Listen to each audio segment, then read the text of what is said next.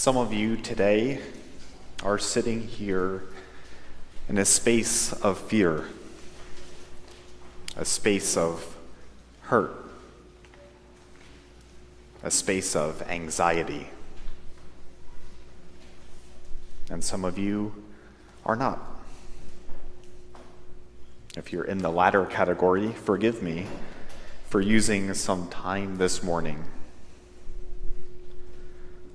The words of comfort I can offer you as a priest are not political words of comfort, rather theological ones.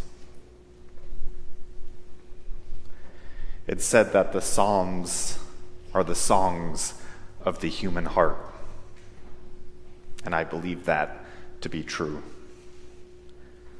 There's a psalm for when we're happy with God, a psalm for when we're angry with God, and a psalm where we wonder where God even is. And the psalms are often set in situations not unlike our own. So it's no surprise that after an election, no matter who won or who lost, no matter what letter is after their name, this morning's psalm might be the reminder we all need. Praise the Lord, O my soul. While I live, I will praise the Lord. Indeed, as long as I have my being, I will sing praises unto my God.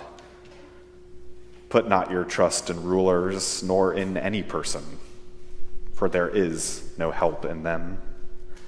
For when one breathes their last, they shall return to the earth, and in that day all their thoughts shall perish. Blessed is the one who has the God for their help, and whose hope is in the Lord their God, who made heaven and earth, the sea, and all that is therein, who keeps God's promises forever, who does right to those who suffer wrong, and who feeds the hungry. The Lord sets the prisoner free. The Lord gives sight to the blind. The Lord helps those who have fallen. The Lord loves the righteous. The Lord cares for the strangers in the land.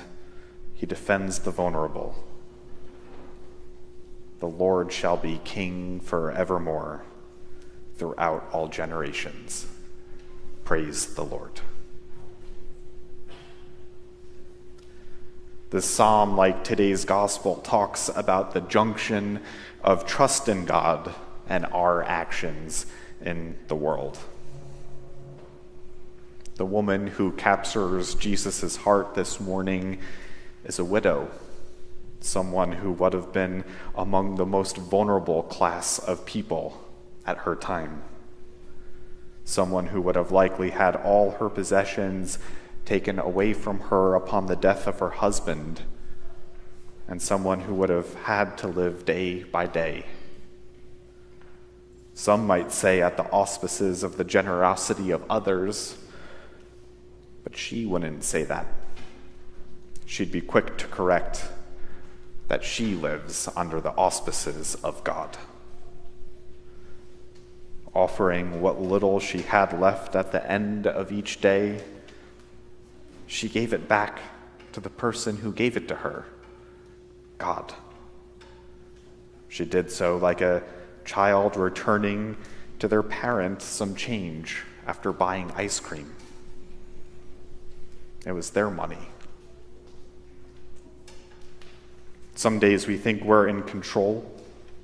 Other days we think others are in control. But this wise widow knew the truth. God is in control. So with all the faith in the world that in the arc of time everything would be sorted out, she gave what little she had. And every day, she had what she needed.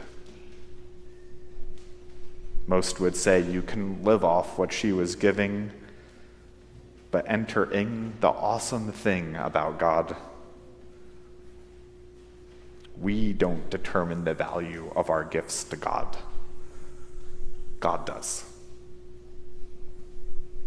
The same way going out to a nice dinner might be fun, but nothing really warms our heart, nothing really says, I love you, more than coming home to a simple home-cooked meal.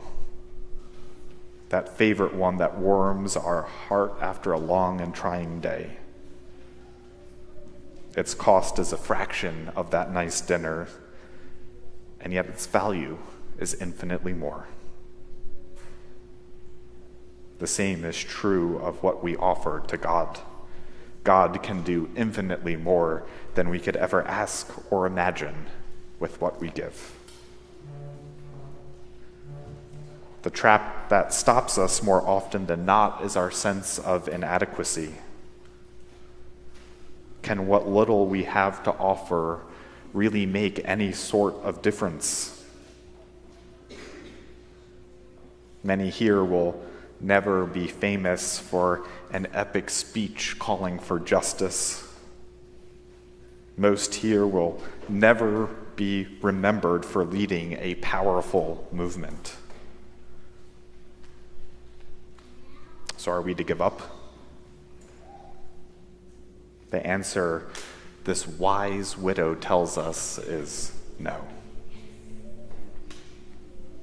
Instead, she'd ask you to consider what our psalmist would have to say. When you see someone suffering, will you do whatever you can to make it right? When you see someone who's hungry, will you do whatever you can to feed them, even if just for one meal? When you see strangers in your land, will you care for them, making this their home too?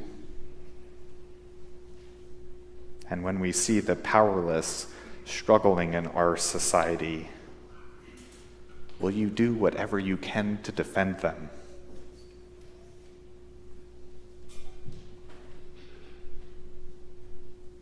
By doing what little we can, day by day, God will do infinitely more than we could ever ask or imagine.